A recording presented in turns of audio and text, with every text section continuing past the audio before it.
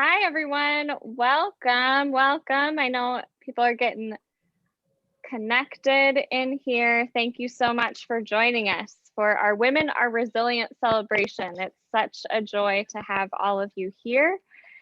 All month, we at Treetops Collective have been celebrating resilient women in this community and hearing their stories. And we're so excited to wrap up this month in a really special way with a group of really wonderful women. If you've missed any of the previous presentations and you want to go back and take a listen, you can find them all on our Facebook page right now, or by the end of the week, we'll have everything uploaded to Instagram and to YouTube, so you can check back there. Tonight, we are thrilled to be joined by entrepreneurs from 3 businesses here in West Michigan. Before I hand things over to our moderator for the evening, just a few administrative notes for everybody. In order to maintain the security and the timeliness of our event today, we have disabled all audio and video for our guests. If you have any issues, you can drop a line in the chat and a Treetops Collective staff member will respond. Okay, we're gonna get started. I am going to hand things over to our moderator for the evening, Fridah. Fridah is the founder and executive director of A Glimpse of Africa and is also the CEO of Flora's Elegance events Decor. We are grateful for Fridah's partnership in the work of cultivating cross-cultural community here in West Michigan. Thank you for being here, Fridah. Absolutely. Thank you so much, Abby, for having me. I'm truly honored tonight to be in front of such amazing, wonderful women that are driving force for our community initiatives. So thank you for the honor, and I'm also very grateful to be a partner and a part of such a wonderful organization as Treetops Collective. So without further ado, I'll begin with introducing our first speaker tonight, and that is Myra Maimoh, the owner of Motherland Cultural Connections, LLC.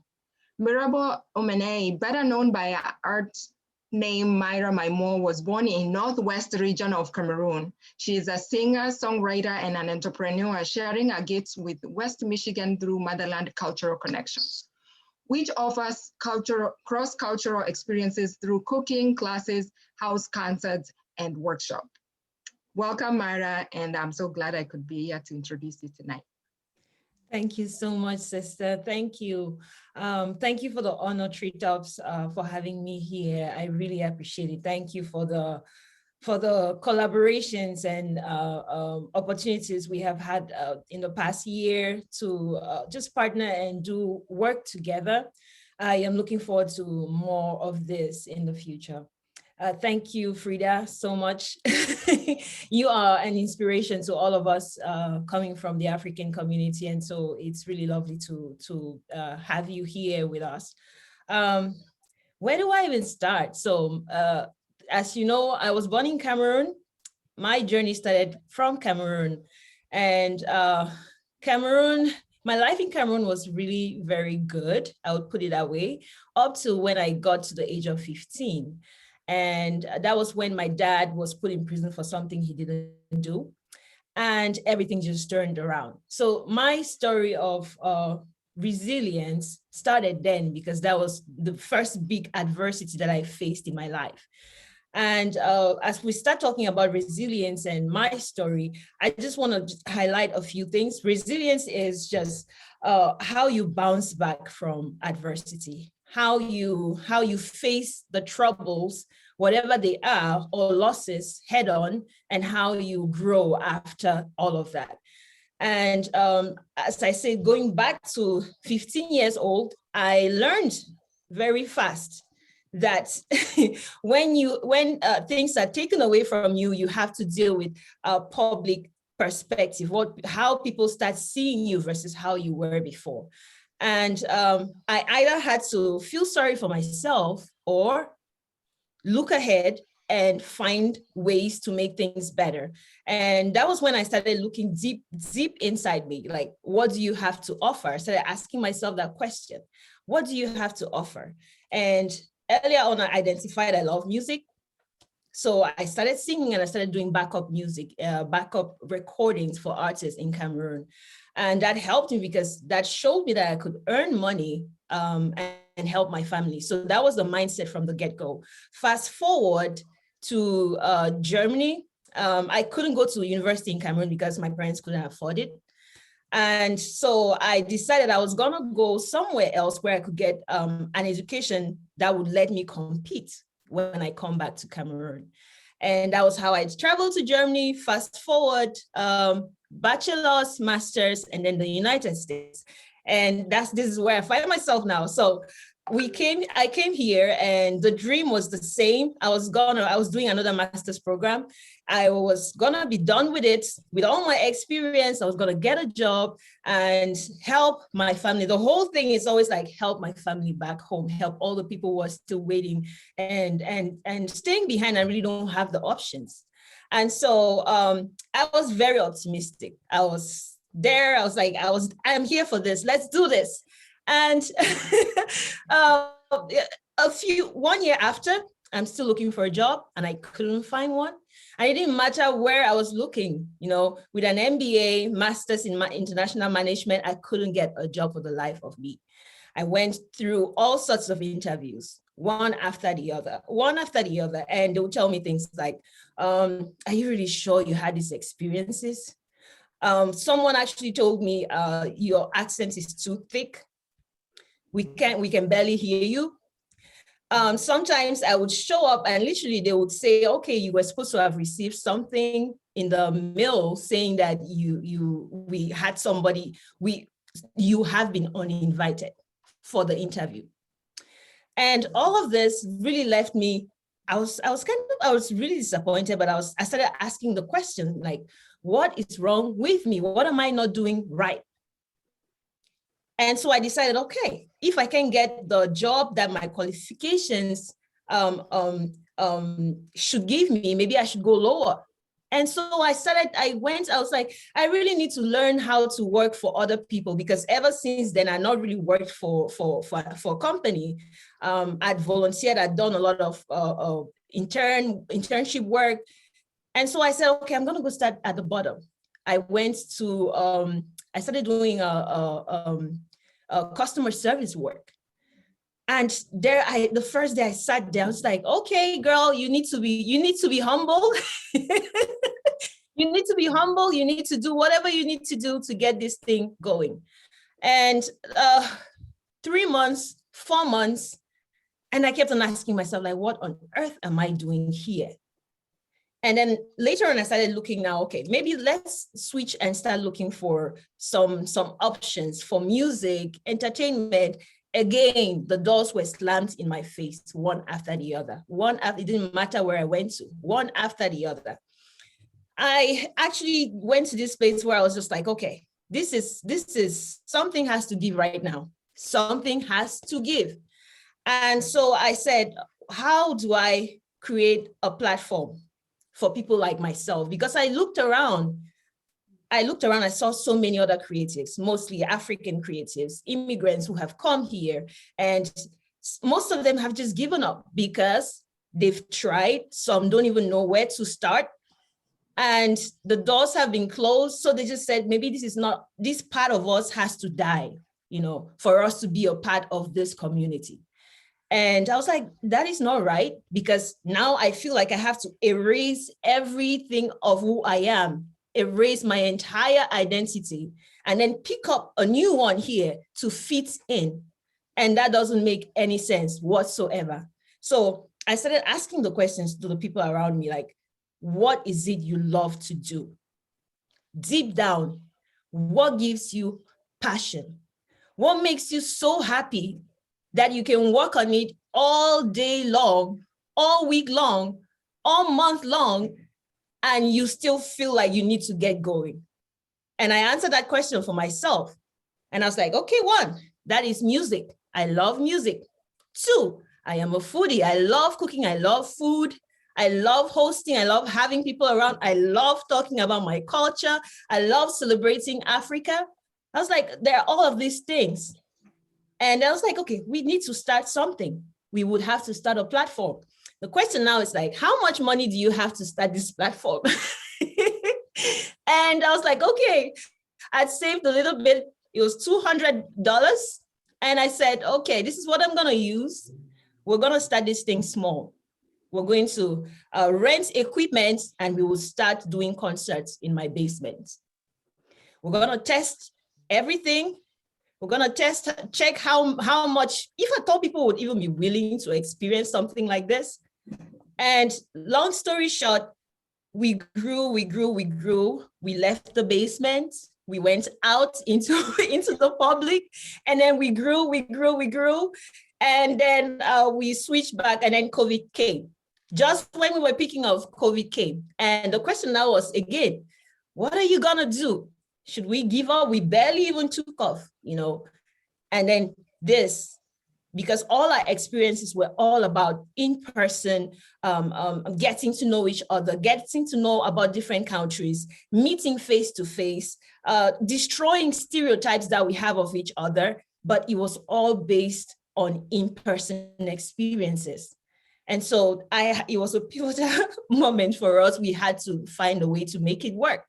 And we took the first 1 month, actually. The first 1 month, I would be honest, it was just about me just sitting there feeling sorry for myself. Like, Lord God, like, what is this? Like, we've put in so much here. What are we gonna do with this? But then a month later, I was talking with a couple of people, and we said, let's give it a chance. Let's take it online. And the first few experiences were really disappointing because, one, we didn't have enough money to promote and all of that. Fast forward 2-3 weeks after, we were getting people from all over the world now. We're getting people from Australia, Peru, and I was like, oh my God, I not dreamt this far, you know. But just to say this, the important thing about this story is, one, life is uncontrollable. We have no control about what life throws at us. Two, everything depends on how we react.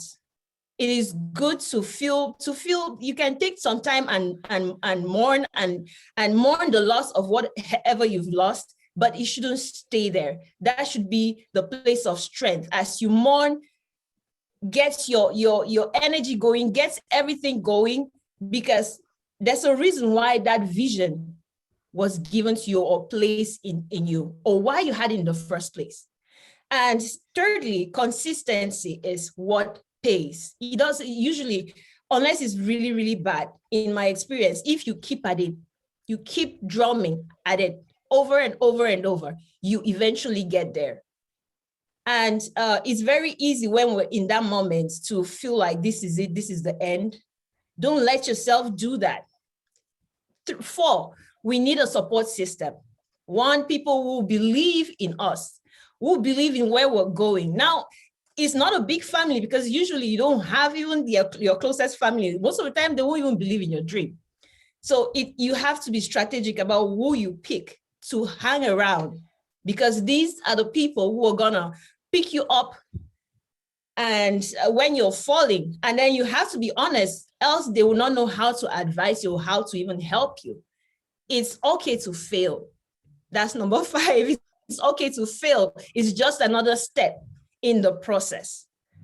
And so resilience for me is never really giving up and being able to adapt and change. And I'm really grateful that we finally found a way to do that with Motherland Cultural Connections. And at some point, I was almost giving up on the house concert part, because it takes a lot to set it up. It's musicians, it's equipment, it's the full shebang. And because we wanted to have only a few people for quality, we can't have 100 people, because at the end of the day, they would end up not knowing who was there. The whole essence was make it small so that people can meet other people, get to know about them, get to know about their culture while learning about another culture, and go home having met another friend. And so with that, it was a little tricky trying to get this all of these parts together. I almost gave up on it. But then I was reminded again, why am I doing this? and this is the last thing that I want to highlight, you have to constantly ask yourself, why am I doing this? When you start seeing that you're drifting or it feels like the dream isn't yours anymore, why am I doing this? And I had to answer that question. It was for the creatives around here. It was so that we would have a platform to come showcase our skills, but also give a space where we can come mingle with our community residents, instead of living in our silos, but also create a safe space where everybody can come and just learn while having fun, because we believe in fun. We believe in having fun, and we believe that these two things go together. So the last thing that I just want to give to you as I go is, you are special. You are very, very special. There's no one like you. I will repeat this thing every time I say anything anywhere. There's no one like you. There's just one you in the world. And you come with unique skills that the world needs. And so whatever the environment you find yourself is telling you, don't believe it. Whatever anybody is, you know how we talk about the iceberg, there's just 10% up and the rest is underneath. Usually people see the 10% up and they ignore what is underneath. It's your role to believe in the 100 and pay attention to the 90% that is still underneath. Don't let negative words get to you, stop you from doing what you're doing. Don't let any life comes with challenges. Don't let that stop you. Be ready to change and switch, because the journey is a process. It's a process. And so I really want to just encourage you today to dig deep and let's keep this thing going. Thank you so much. Thank you very, very much, Myra. I wish this was in person so we could give you big hugs. And of course, if you guys can just share your messages to Myra for the wonderful message, very encouraging and empowering. I'm so blessed to know Myra personally, and I get to tap on that beautiful message from her. So thank you so much for that inspirational message for the women tonight.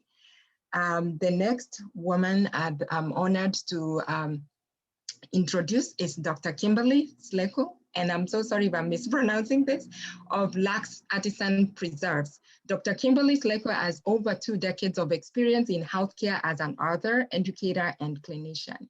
In the fall of 2019, she launched Luxe Artisan Preserves, which offers a collection of small bunch handcrafted preserves infused with herbs and alcohol using high quality, locally sourced ingredients. Often described by customers as love in a jar. Luxe is originally available at Capital City Market in Lansing, Southeast Market in Grand Rapids, Michigan, and on the menu at GR Noir Wine and Jazz Club. Thank you and welcome, Dr. Kimberly. Thank you so much, Fridah. I always get a little nervous when people are reading about me. It feels weird to hear someone talk about you. So hello, everyone. Good evening. I am Kimberly. Thank you again for the warm introduction. Myra, thank you for sharing your beautiful story of resilience. It really touched my heart and just reminded me of just how magical we all are as women trying to navigate this entrepreneurial space. So I have a couple of notes because I'm super excited to talk about this topic, because in my healthcare world or space, I actually studied resilience in my PhD program. My dissertation was around resilience in African American women who had gone through traumatic events. So I'm going to talk a little bit about what I learned from them, and then some of the things that I use in my daily life to create what I call a micro resilience strategy. Because one of the things that we need to be aware of is when we're thinking about or navigating through stressful events, that is an accumulation of things happening at once, right? So let's say, for example, if you're going through a divorce, it's not just the divorce that's the event. It's the crazy conversations. It's the trying to separate yourself, and restructure or visualize your life. So we have to think about it in segments. So I'll talk a little bit first about how I actually got to the topic of resilience in healthcare. I've been in healthcare for over 25 years. By the grace of God, will be phasing out completely soon and moving into the food space full time. But what I noticed as a healthcare practitioner is that healthcare is really, really good at identifying what's wrong with people, especially Black and brown bodies, but we failed to really evaluate what was going right. And so in my own practice and seeing patients, I would notice that there would be patients that were not only dealing with chronic illnesses or diseases in my work with marginalized populations, but there was always a subset of patients that stood out, that in spite of getting this terminal illness diagnosis, or in spite of dealing with mental illnesses, they seem to not only fare well, but do really good in processing everything that was going on in their lives. And so I began to question, why is that? Why is it that we're not learning from these individuals that have learned to navigate life in a different way? And so that's a short snippet of how I got into resilience. And so in my dissertation, I had an opportunity to interview multiple women who had gone through traumatic events. One woman in particular, I can remember her sister died prematurely. And then 6 months later, her husband was a victim of a robbery and he was murdered on the scene. Another woman who was diagnosed with a terminally ill cancer diagnosis, was given 3 months to live, but then 10 years later, she was sitting there talking to me. And I know that it was because of all of the strategies that they had implemented that they were able to be there and sitting with me and sharing their stories. So I want to talk a little bit about what resilience is, and then kind of share what it isn't, because one of the things that I want the audience to take away from tonight is that it's not a linear process. It is not something that you are born with.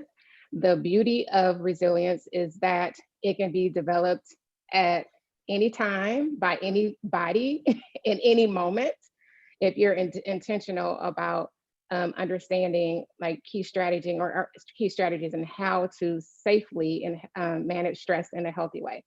So I think Myra shared a beautiful definition of resilience, and my definition of resilience is very similar. It's the process of overcoming stressful and traumatic events with the outcome of experiencing some level of growth, awareness, and a whole new level of being. So it's not just getting through an event, but really discovering who you are in a new and unique way, and capitalizing on that to move forward in how you make decisions in your future life. It is also the ability to realize that our lives are built upon strength and struggle. I think a lot of times when we think of resilience, or sometimes when people think of resilience, they believe it's the avoidance of stress. We know life is going to life us. We know people. We know humans are humaning in interesting ways, right? So that is never going to go away. But understanding that it's a combination of strength and struggle, and managing that is a beautiful thing, right? And struggle is actually what gives us the ability to catapult forward, because it stretches our brains in a different way in order to be able to problem solve and to deal with life stressors. So as entrepreneurs, as women, there's a lot of things that we deal with, right? In general, as women, we're usually the gatekeeper of all things flowing in and out of our lives, whether we're married, single, in our businesses, working for someone else. But in that too, sometimes it feels like it's a lot more struggle than it is strength. And one of the things that I want people to remember today is that, like Myra said, you are valuable, you are worthy. One of the things that I've had to personally train myself to realize in difficult times, especially running a business and trying to transition, running two businesses as a healthcare consultant and in Luxe, is that it's okay not to be okay. It's okay to not have all of the answers. It's okay to work through the process of being frustrated or feeling like you're not getting the support that you need. Because once you identify that or recognize that, then that opens your mind to being able to identify solutions that would be helpful. So strategies I'm going to share, I have several that I have personally used, that women have used, that I have used. One of the other things that I have done in my career is worked as a certified life coach with an emphasis on positive psychology. So what that means is just focusing on helping people to develop a growth mindset and rewire their brains to look at life's challenges and perspectives differently with an optimistic lens, and not a Pollyanna lens, right? Optimism is not everything is going to be okay and I'm in denial, but optimism is, I have these pieces of strength. I've also have these pieces of struggle. I know that they're aligning for a greater good and a higher purpose in my life. They're taking me on a journey to create a beautiful story that God wants me to have. So the first strategy, or the first thing that was key for women that across my research and my personal practice every day, is the importance of spirituality. Understanding that this experience, my woes or whatever I may be dealing with business or in life in general, is just part of my story. It's not the bigger picture. And then also recognizing that it's not about me, right? As Myra mentioned, we're all have been given gifts and abilities in a certain level of genius that we all hold that are unique to our own personalities. And so I feel like personally, it's my responsibility to walk in that as best as I can, staying aligned with my higher power, so I can hear the download on how to walk in that in the best way I can, so I can have a larger impact on my family and the community, and then hopefully the world internationally, women, Black and brown women across the world. That's something that I'm passionate about. Spirituality is also really realizing that everything happens for a reason. 2 years ago, no, 2018, all my years are running together, but I had a pretty challenging time. So my mom had passed away November of 2018, November 17, 2018, after living courageously with cancer for 7 years. And then about 30 days later, my divorce was final after being married for 15 years. And so during that period of time, and I was building Luxe, everything was just happening all at once, right? And so, but during that time, the one thing that I kept reminding myself is everything happens for a reason. Even if it doesn't feel good, know that somehow it's connecting in your story for you to be able to share or be a light to other people. So I don't know how exactly those things are going to be a light. Maybe it'll be helpful to someone tonight, but I know that those things didn't happen for naught. Like, it's not anything that was just random. The other thing that I think is very, very important is to remember times where you have exhibited strength in other situations. One of the things that the women shared in my research is that when they were going through the situations that they were talking about, they immediately said, well, I know that I went through this 7 years ago, so surely I can get through this. And then if you aren't able to do that, one of the things that you can do is borrow strength and courage from other people. And so when I am feeling like I'm not quite aligned with where I need to be, or what I perceive where I need to be as an entrepreneur, I borrow the strength for other folks that I admire. So some of the characteristics from Oprah, or I'll read a autobiography by Dr. Maya Angelou that reminds me of all of the qualities that she had, and to borrow that. I think we're very good as women, or in society as general, with borrowing stress and fear. Everybody wants to give us their stress and their fear and their doubts and their anxiety, but I think that we should all really pause as women and borrow in those times where we can't find our own internal courage and strength, borrow it from the women around us, borrow it from the stories that we see, borrow it from the books that we read. And so that's something that I try to keep in mind as well when I'm processing through, or I feel like I'm just not making a connection with decisions. It could be anything, like decisions I need to make, or trying to manage. My daughter is back in school now. She went back to school last month, but trying to manage homeschooling and building a business in the middle of a pandemic, just all of those the accumulation of things that are not things that we were typically going through. This next one is pretty important, and so I'm going to spend a little bit of time on it, and that is managing your mind. I cannot express how important that is. A lot of times, we take our emotions literally and for what they are. And what they really are is just an indicator or a light, an engine light to let us know that something is going on that we need to look at or address.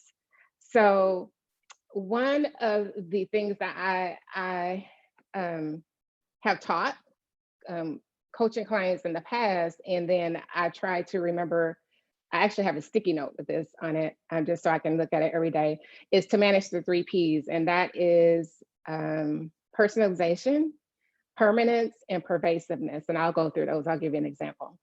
So let's say, for example, I decide that Luxe is not going to work and I need to close my doors. If I was to personalize that, I would say that I'm a horrible person. I'm a bad entrepreneur. I can never get anything right. The sky is falling. I would never be able to do anything in the entrepreneurial space again. If I was to look at it from a lens of pervasiveness, I would say not only am I a horrible entrepreneur, but I'm a horrible mom because I wasn't able to build this business and use it as an example to show my daughter how she can be self-sufficient and independent. I'm a horrible friend. I'm a horrible, you see how the cycle can start. So personalization, pervasiveness, and then permanence, which is probably the most dangerous thing, is this event is who I am as a person.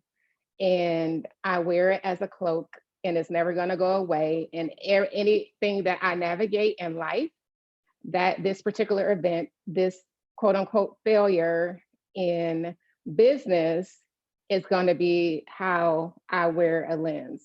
So it's so very critically important.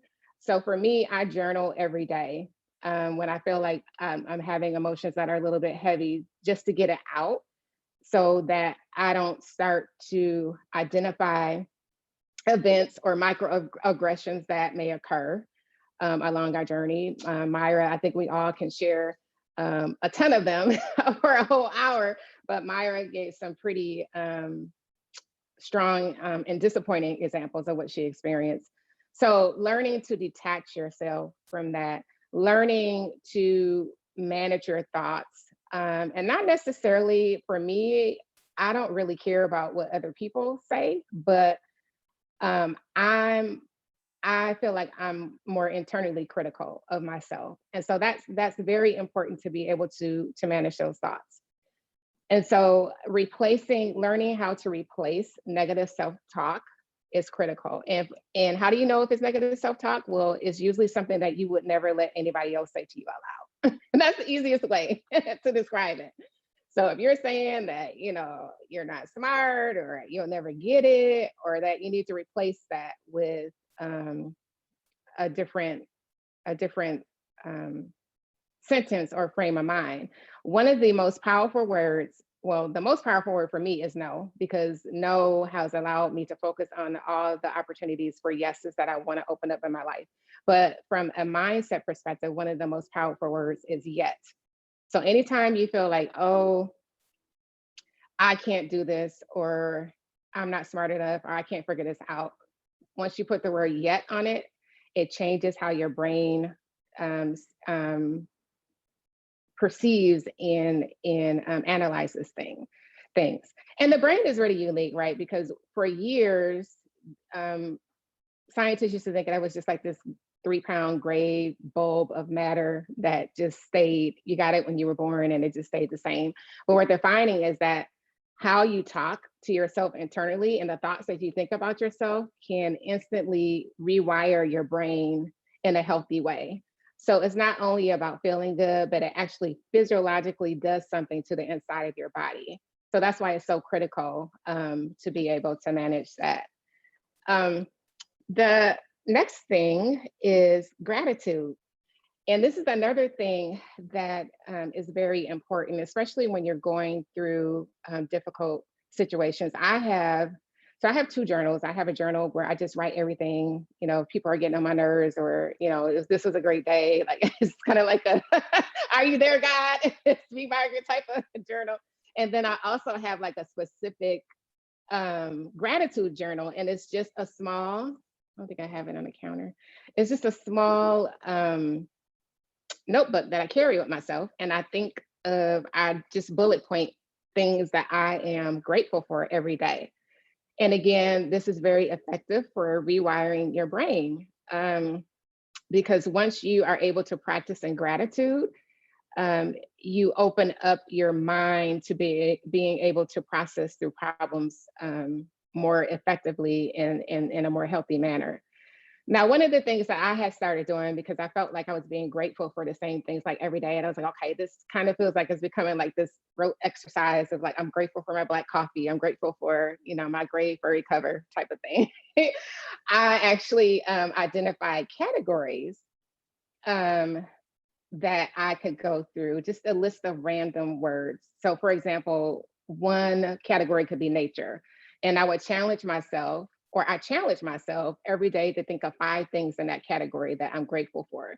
And as you do that, once you do that, you'll realize that wherever you go, or whatever you're dealing with, or whatever environment you're in, you'll immediately be able to look around and find something to be grateful for, because there's always something to be grateful for. And I know sometimes it doesn't feel that way.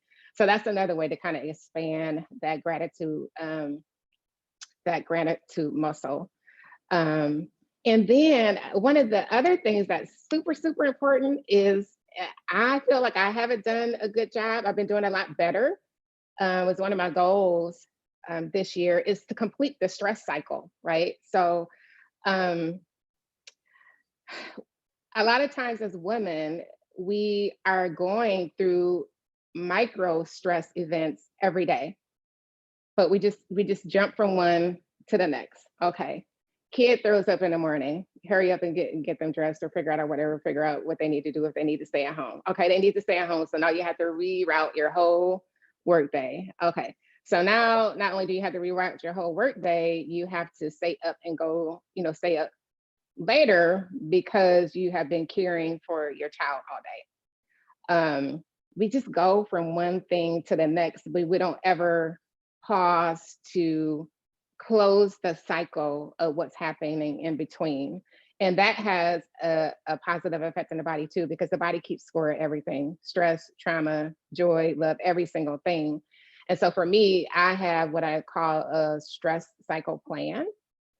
So if I'm working on something that I feel anxious, I have a list of things that I can do to kind of break that cycle. So let's say, I'm working on a project for a client and it's overwhelming, and I start to feel that in my body, I will get up and turn on a song or a playlist that brings me joy. That's closing the actual cycle to kind of reset my mind, and then I go back to it.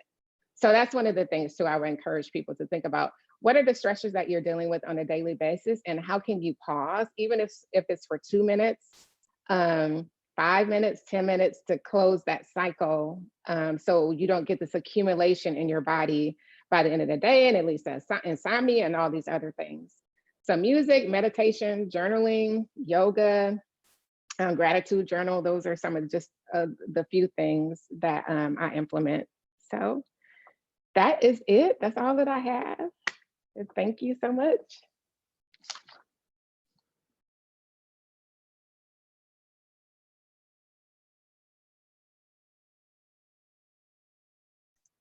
Sorry about that. Thank you so much, Dr. Kimberly, for the wonderful message of inspiration, very personal and relatable. I could sit here and listen to it all day. Thank you again. I'll go to the next two speakers tonight, and that is Alita Kelly and Cara DeWit of Southeast Market. And I'll begin with Alita Kelly. Alita identifies as a Grand Rapids native and is passionate about food sovereignty, the benefit of travel connecting to Mother Earth, and consumer activism. She graduated from the University of Michigan in the environment, science, and sustainable business. Alita found a passion for empowering equitable and sustainable food systems while building and managing multiple nutrition programs. I will also go here to Cara. Thank you, Cara, for joining us as well tonight. And Cara was born and raised in Hawaii and has lived in Grand Rapids for over 15 years. She started her entrepreneurship journey through a relationship-based accounting practice. Cara gets excited about fostering generous communities, food as medicine, holistic earth health, and befriending the earth. Please help me welcome this dynamic duo who love Mother Earth and food. Welcome, Cara and Alita. Hi there. Thank you for the introduction. And it's such an honor to be here with such lovely, resilient women. Our community is rich and resilient and powerful, strong, brilliant women. So it's really an honor to be here with all of you. We're going to share a little bit about our journey with Southeast Market specifically. It started maybe 5 years ago while I was building nutrition programs, running my own catering business, learning a lot about food and food insecurity. I was heartbroken to see that there were no real tangible solutions being presented to all of the hard information we know about food insecurity in our community. And something that Myra spoke into is you have to find your passion, and something that I like to say is find what breaks your heart. And so the food lack of access that so many people were experiencing, and all of the food that was being thrown away at the same time, was so heartbreaking to me. And so I started to plant seeds for this market years ago. And then when COVID was in full force, and it was highlighting the vulnerabilities of our current food system and the health disparities that certain demographics were experiencing, that was really the catalyst to act. And so that's when I decided it was go time for this idea that I've been thinking about for years, and moved on to start a fundraising campaign with GoFundMe, which was very successful, and we received so much community support. And even outside of GoFundMe, so many people were writing us letters from all over the country and who had heard about this concept and were inspired by this. But specifically, our community really showed up and responded to this idea.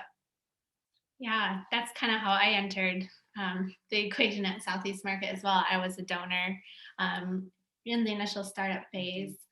What caught my attention was same thing. I had birthed in me just a grieving about the way that health disparities, specifically in communities of color and people of color, were disproportionately hurt by COVID. And I saw this as a beautiful, tangible solution for such a basic need. So of course, I shared it on my social media. That led to Alita discovering who I am. There was also she had reached out, I think, for an accountant. So our relationship began as a contractual relationship pretty soon, just connecting over our shared stories of using food as medicine to heal our bodies. It's something we both had to learn this is part of our resilient story as well, as we both had to learn how we had to heal ourselves and kind of unwind from the traditional modes of both medicine to heal our bodies. And it included food and rest and so forth. Also, a shared value of ours is part of our stories, I guess, is we both had ancestors who worked plantation fields who didn't have the ability to own the land that they worked on. So a lot of that still lives in our bodies, this idea of working hard and doing the grind culture and so forth. Anyway, all that to say, she asked me a couple weeks later to come on as a partner. And my journey through COVID professionally took kind of a decline because of COVID. I worked with a lot of smaller businesses, entrepreneurs, and because their businesses also saw a decline, my services was not needed as well. So the invitation came at a time where I was feeling kind of an inner stirring of a pivot. But also what stood out to me the most is just a beautiful communal call to action. How a lot of us, I saw, was responding to the pandemic was kind of like an internal, like, I'm just gonna like do what I need to do every single day for me and my family.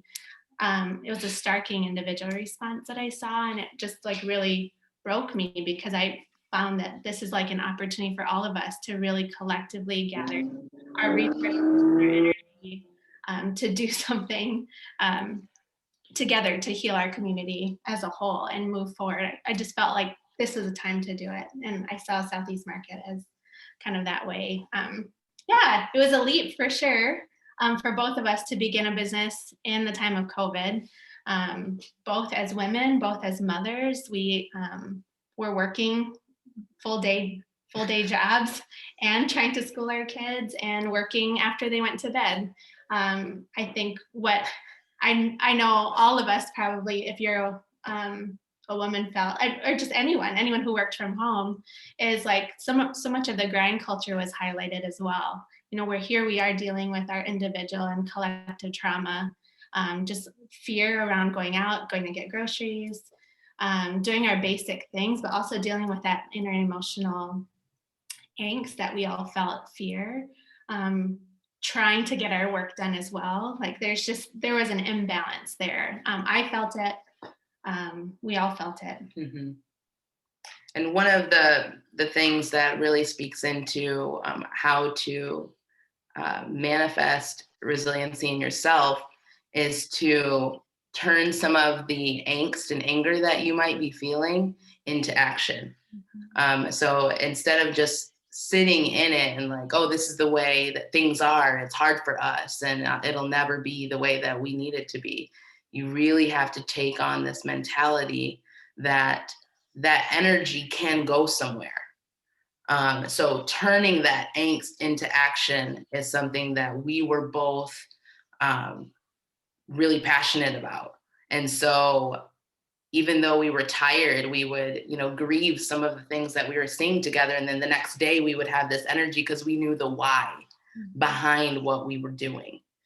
And so part of the work that Southeast Market really encourages us all to do is to really think about what you might be upset with as far as how systems that have been oppressing people for ever, it feels like, what really upsets you and what can you do? And sometimes it feels just so overwhelming, like what can any of us do that makes a big difference? But it all starts with one step. And so something that everyone does is we all engage in the food system. We are all eating food. And so that's one way that you can have such a big impact because it's something that you do every day and it's not something that you have to add into your budget, something that you're already spending money on. And so something that we like to do at Southeast Market is to really ask people, what are you doing in your everyday life to resist systems of oppression? And something that we've figured out for us that is essential to us being resilient in this work is to rest.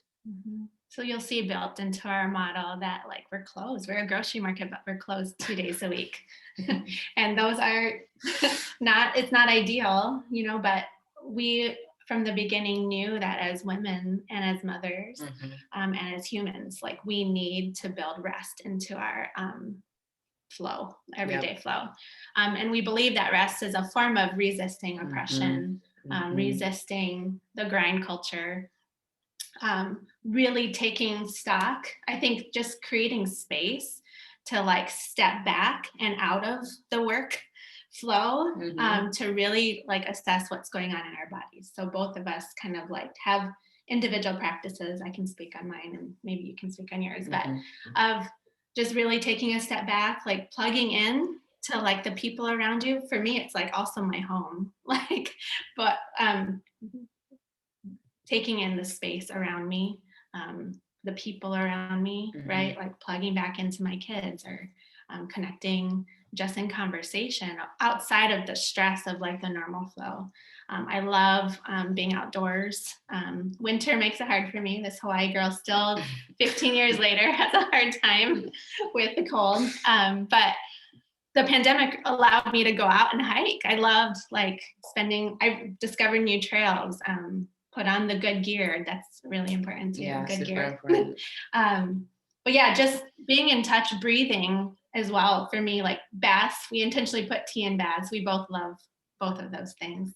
But it allows us to kind of slow down, be in our bodies, really take stock of what's there. And I think so much of like the stress, kind of like you were saying before, like the stress that we carry in our bodies manifests itself in ways that we're not familiar with. So completing that stress cycle, this is definitely for me at least, a way I do that is just to kind of step back, unwind, and so forth.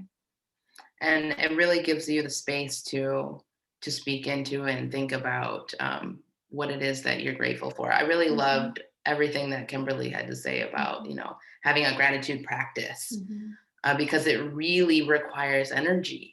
And so being a resilient person really takes work.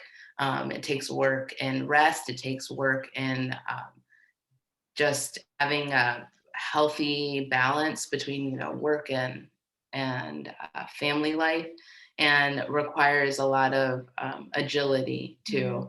So you have to be able to pivot and really think about or listen to your body and when it's saying like you need rest, take that rest. And it's not just for you, it's for your entire community or whoever your work touches, whatever your work touches. And so something that we're able to do when we rest is we are able to find our voice as well.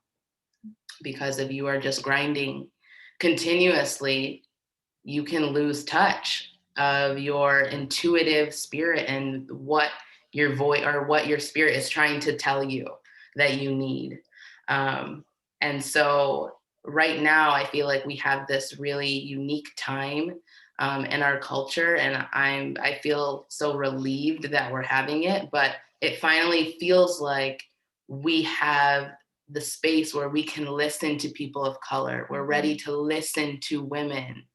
And so even this event is like speaking into it, and I'm so grateful that Treetops has brought us all together for this, because it's really time to listen to what women and what people of color have to say, because that is going to drive our just future coming into reality.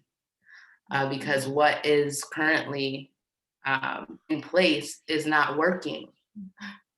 And so we have to imagine the just future, and that requires everybody's voices being heard. And that looks like celebrating diversity, which is something that we're really about at Southeast Market. Yeah, so we've kind of built some of that passion for diversity into our business model. If you know anything about us, like we have priority vendors that we source from. We source first from Black, Indigenous, people of color led businesses, women led businesses, local businesses and farms.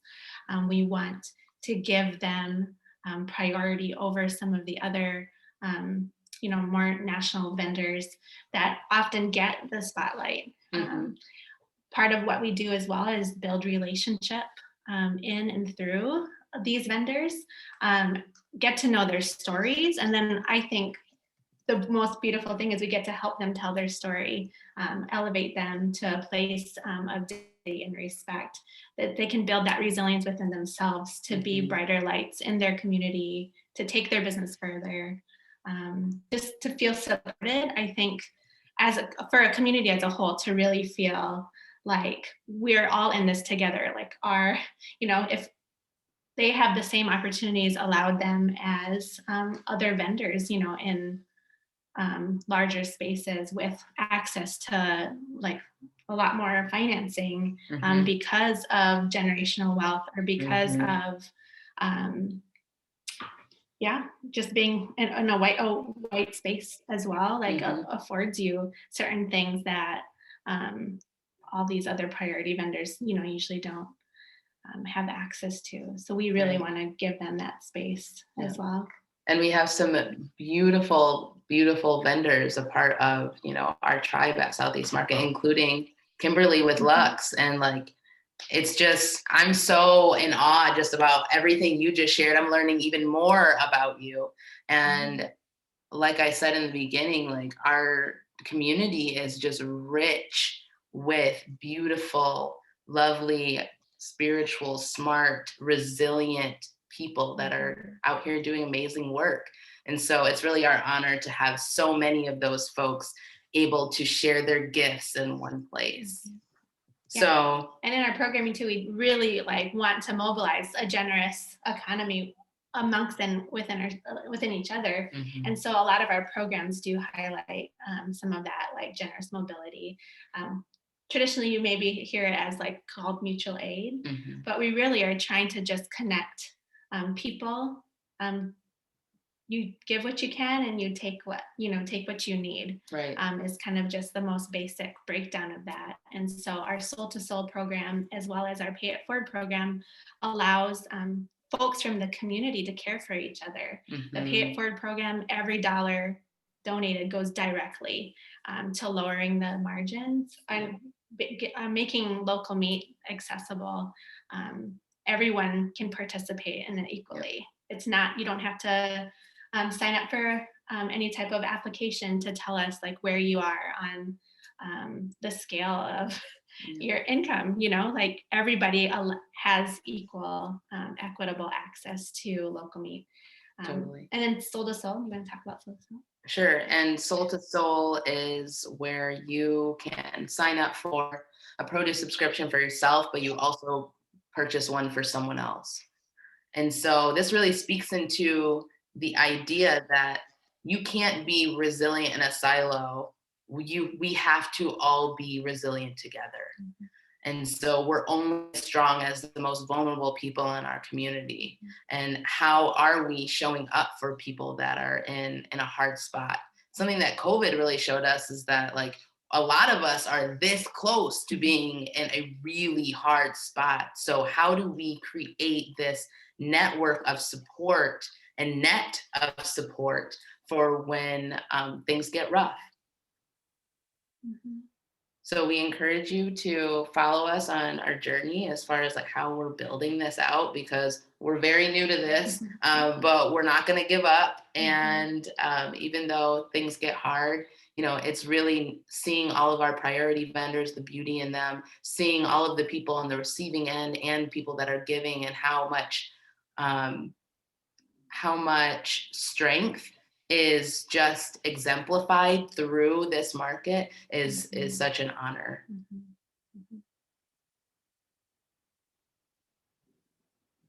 Thank you. Thanks for having us. Thank you very, very much, Alita and Kelly. Alita and Cara. Let me put this back so we can go on. Thank you for everything tonight. I hope that every single attendee tonight was able to learn so much like I did. I heard the same thread throughout the night, bouncing back. And you guys, the four of you, you managed to just teach us how resilient women are in business and the resilience we all show. So I believe because of time-wise, we are not able to take questions tonight, but I just wanted to say, maybe for the sake of the ladies that are tuned in tonight, and families, if you want to share maybe like how they can connect with you on the chat. We had great audience tonight. You can just shoot maybe your message, your email, or how they can connect with you. And thank you so much, Myra. Thank you, Alita. Thank you, Cara. Thank you, Dr. Kimberly. Thank you, Treetops, for having me here to host tonight. It was a blessing. I learned so much. My cup is refilled. And I believe every single person tonight got the same message, and we are all refilled so that we can continue pushing and thriving. I don't know if Abby has a message to finish up, but I'm blessed to connect with you all tonight. I'll also share my information here. Yes, thank you so much, Fridah, for moderating, and for all of you for joining us. It was so wonderful to sit here and soak in this community. So thank you so much. And feel free to drop websites or Instagram handles or Facebook stuff down below in the chat. I'll just keep this on for another couple minutes so people can copy those pieces and take them away. But thank you again, everybody. It was such a blessing to be here with you tonight. And one more thing I forgot to share is that if this is your first time here and you're learning more about Treetop, please make sure to check their website, treetopscollective.org. Thanks, Fridah. I forgot. I forgot. I'm the one that should have remembered, so thank you. No problem. I will share mine as well. Follow me on A Glimpse of Africa, Flora's Elegance, and my own page as well on media.